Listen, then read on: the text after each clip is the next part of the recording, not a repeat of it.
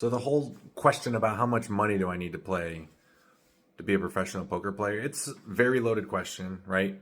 If you were to just Google it right now, I'm sure you're going to see 50 to 100 buy-ins for cash game.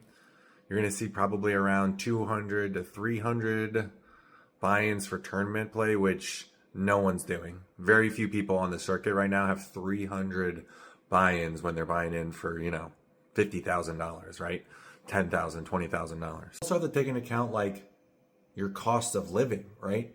So, okay, we get 100 buy-ins for the cash game that you're going to play professionally. How much is your nut for the month just to pay your bills? How much is your nut for the year? You need to also dig into your database. You need to figure out how much are you winning? How often are you winning? Not how much, but how often are you winning? Are you winning 75% of your sessions, 80%, 55% of your sessions? Are you winning just one or two big tournaments a year? This is really important concept to take in because if you're not winning a lot, but you're winning enough to pay for your life, right? But you're only winning, let's say, two tournaments a year. That mental drain of just seeing all that money leave is going to affect most people. You might not have those two wins by the end of the year because the first 6 months were just piles of losses and you're just mentally drained, and it's really hard for you to wake up every day and just sit down at tables and play the best game.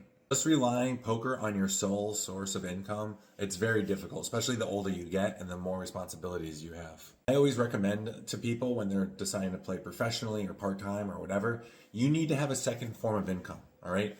Be it equities, crypto, a business, that's a good one to have, real estate. If you're a poker player right now and you're playing professionally and poker is your main source of income, buy a property right now, buy a small business, do something, take 30% of your time, focus it on that, spend the other 70% on poker, and you'll thank me in 10 years.